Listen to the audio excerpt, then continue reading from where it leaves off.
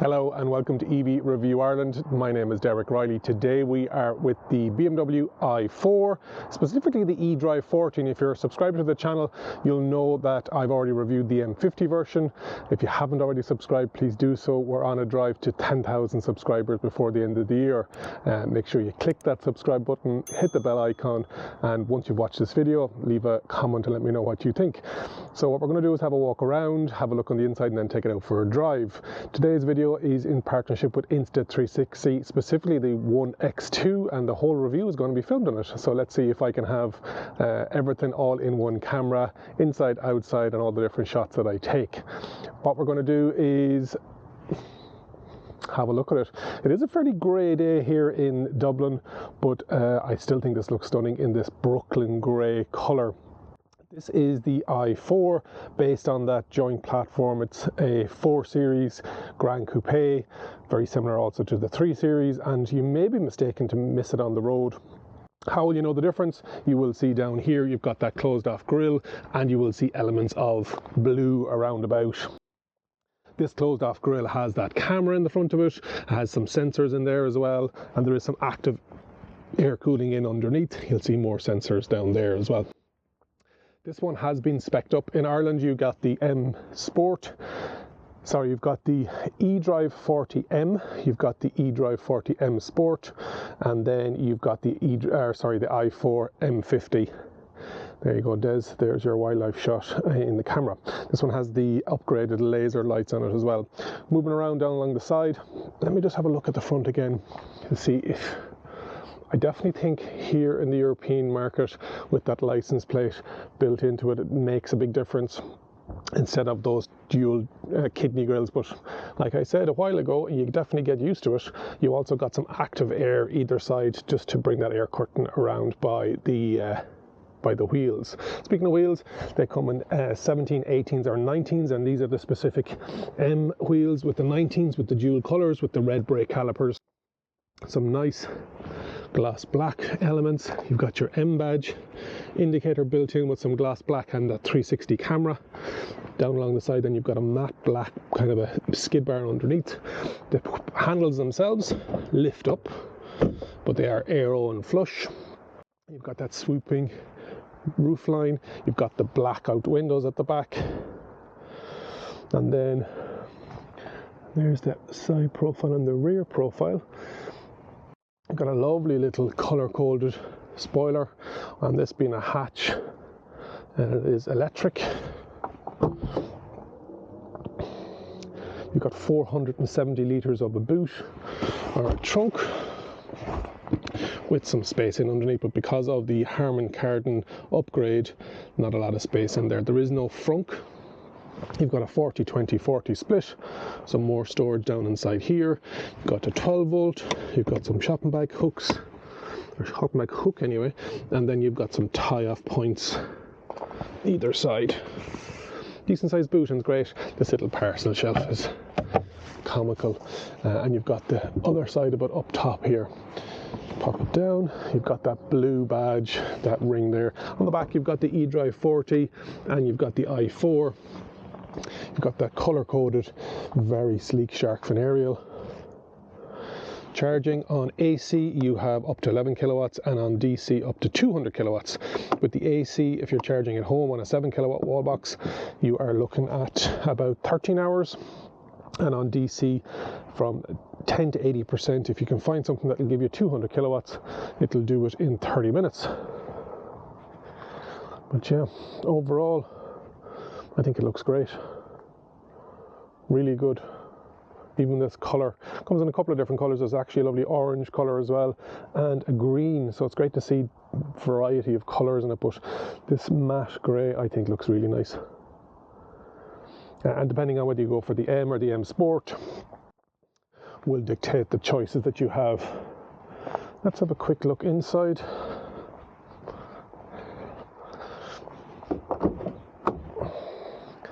On the door then you have your central locking. You've got your memory presets for the electric seats, because these are with lumbar. You've got the M Sport trim, so you have the sill plate, You also have that black leather with that blue stitching. Again, these are all options depending on what interior colour you go for. So there's a black on the M Sport, there's a black, a red leather and a cream leather. On the regular M, you also have a black fabric option as well, but they seem to be the colour palettes that they have. Black, be that leather or fabric, red or cream. You've got the Harman Kardon tweeter on the door there. Right knee, you've got your lighting system. It's on automatic at the moment. A little pocket in there. You can see those lovely seats with the M Sport flash there on the seat belt as well, and on the mat. Nice comfortable seats as well. Let's have a seat on the inside and let's see what we have. No sunroof in this. Let's move the EV review bottle and show you what it looks like without. So this is the, what is it called again? Rohum. It's the design that they have in, again, depending on what you want. And then the start button is down here. Now it starts kicking in. There you go. So M Sport steering wheel with a heated option. Left hand side is your driver assist, and again this has extras on this. So the price for the i4 starts at €63,500. This one with the M Sport and also all of the extras is nearly €79,000. So it is well kitted out. And on the left hand side you've got your audio and your phone. Behind that then you've got your wipers on the right, and on the left you've got your indicators. As we mentioned, you've got your lights down in here. 12.3 inch driver cluster, all digital, and it can be changed. And then a 14.9 inch and this is the new driver display, the infotainment system, and this is the new iDrive, same as the iX. This one also has a heads-up display, so I'm not sure if you're picking that up there, but it's coming out from underneath it. Very responsive, has a wireless Android Auto and Apple CarPlay, decent maps. Underneath it you've got a physical knob, you've got your moving of track, you've got your some shortcuts to your demisters, front and rear. Climate is all built into the touchscreen, so that may be a negative for some people. Then you've got your wireless charging pad, which is also an option, and your USB Type A and a 12 volt. Then you've got your cup holder, water bottle holder. You've got your rotary dial here, and that moves up on top. And you've got media, same as all BMWs, media, telephone, home, map and nav, and your back options as well. Your electronic handbrake, it's got auto hold, which holds on it. You've got your three driving levels, sport, comfort and eco pro, and then you've got your reversing ESG off, your cameras and your parking assists. It has D mode is adaptive, and you can see that on the dash. It says adaptive, and then when I bring it back and bring it over to B, then you can change the regen levels on it up or down. We bring it back to adaptive and then bring it back up to park. To change on the gear selector, you have to press this button on the side first and then bring it back. And then the reversing camera, you've got your what's exactly behind you, and then your 360, and you can change where that is as to what you're looking at exactly. So I can go off to the side and then we can spin that around. Very good. Oh, it's automatic. You can set it up as to, there's a reversing assistant and a park assistant as well. Again, optional extras. Put it into park. Decent sized glove box. You've got the specifications there. Some of the elements that are on this, you've got the visibility pack, which we talked about, the laser assist. You've got your technology pack, which is your driving assistance, your Harman Kardon system, wireless charging, etc. Then you've got your comfort pack, which is your heated seat, and your comfort access, which is the keyless entry, keyless start, and the memory seats. Then you also have the M Sport Pro pack, which is the adaptive suspension, the sports steering, the model-specific design elements, the 19-inch Y-spoke bicolor jet black alloys, the M Sport brake with red calipers. Himbical is the name of that interior design. This thing here. Let's go back to climate. What else have we got going on? We have the speedometer in kilometers per hour, which is a standard M Sport leather steering wheel, and the charging cable. Standard options, then you get a tyre repair kit, you get the alarm included, folding wing mirrors with auto dims, lumbar support, backrests, fronted heated seats, etc, etc. So all the stuff is in there. So decent sized glove box. You've got the thigh support in underneath here. Then you've got a USB type C just based in there. Lovely seats, and you've got that M Sport stitching we talked about. No sunroof in this model, and so it is a fairly dark interior. Now, when I drove the M50 in Munich, we talked about it at the start of the review, I felt that give it a fighting chance, that the rear seat was a bit tight for me, and because it's based on a 3 and 4 series platform, it still has that transmission tunnel. So let's have a look to see what we've got going on here. Door, you've got those divided up door pockets, wing mirror down, Harman Kardon tweeter and speaker.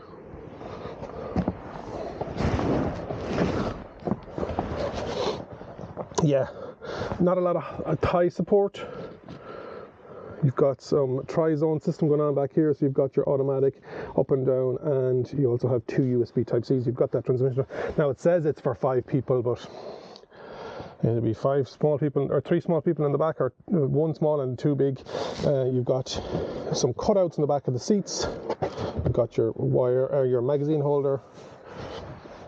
And so with knees up, you're getting maybe 1 centimeter. I'm 6'2", 188 centimeters tall. Height wise, with that roof, sloping roof line, I'm starting to hit the headliner. Not bad. If it was 2 people in the back, yeah, absolutely, you'd survive, but that thigh support would be great. All doors are frameless. Then in the back you have your this isn't a ski hatch because the whole thing comes down, but so, and then you have your drinks holders, which are covered. Will lock again. So yeah, let me set up the camera on the windscreen and we'll take it out for a drive. What's it like driving the BMW i4 eDrive 40? Beautiful, especially with this adaptive suspension, but I think this is the sweet spot for BMW with regards to, I don't think you need to go the M50. Now, I know it's a bit more expensive than a Tesla Model 3, but you're getting a lot more, in my opinion, quality fit and finish, knobs and buttons, and more of a traditional style, as much as this iDrive is starting to go more modern with the same kind of curved console as it is in the iX. And as I mentioned before, I've reviewed that, and I've reviewed the M50 if you haven't already watched it. Make sure you let me know in the comments whether you're thinking about going for this one or the Tesla, or what else are you thinking about going for within this range. Battery wise, it's coming in at just over 80 kilowatt hour of a battery. I think it's 80.7. And then range, BMW are claiming 590-ish. EV database, and what I've been getting this week is around 450 to 470-ish. Very, very capable, and a large battery you would hope would equal a larger range, and that's what you're getting here. It's not an SUV, so it's a bit lower down, it's more aerodynamic. It's still a large battery, but yeah, it's handling it well, and it seems to be efficient with regards to how it's driving. Didn't do a coast to coast in it yet. I may get it in the future and do a longer journey in it, but around the city, around the M50, it's been very capable. This adaptive suspension is lovely, really like it. But brake horsepower is 335, about 340 PS, and 430 Newton meters of torque. So once you stick this thing into sport, like, that's just comfort. No. No problem. No problemo. Yeah, I like it. I like it a lot. Would I have it over a Tesla Model 3? If there was the choice of the two, I probably would go for this one. If you're a Tesla owner or a Tesla fan person, down in the comments, you know what to do. Obviously with the bells and whistles here in Ireland, this one's at nearly 79,000 euros. So that's a lot of change. So you're up against Tesla Model 3 Performance, but as I say, you probably don't, well, I don't think you need the performance element of it. So you're paying for the M elements of this, the styling, etc. We've talked about charging, we've talked about range, we've talked about the color options, we've talked about price. Yeah, the driving is lovely though. Steering wheel is good size. That adaptive suspension is amazing. Really, really comfortable. And it just grips the road. It has that BMW dynamic, and it's not too hard on the suspension wise. And that's in comfort mode. Stick it into sport. The steering wheel tightens up. Yeah. What I like about the sport mode in it, it increases the volume of that artificial sound, that Hans Zimmer sound. So hopefully it'll pick it up on this. Amazing. I love it. Very good, BMW, very good.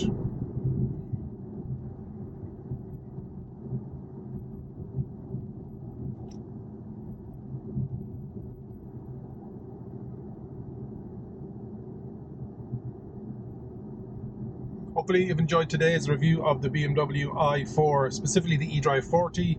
Let me know in the comments if you're thinking about going for it. Make sure you've subscribed to the channel. As I mentioned already, we're on a drive to 10,000. Leave a comment, like the video, and share it with somebody that you think is a petrol head and would like a electric, sporty saloon, sedan, whatever you want to call it. This is a Grand Coupe. Remember, if you think an EV is for you, leave it to me and I'll review. Thank you very much for watching.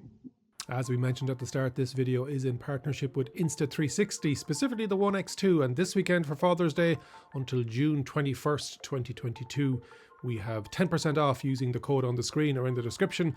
So if you like what you've seen today and the quality of the image and the footage, make sure you click the link if you're going to purchase, and also you'll get a gift with every purchase, which is a selfie stick.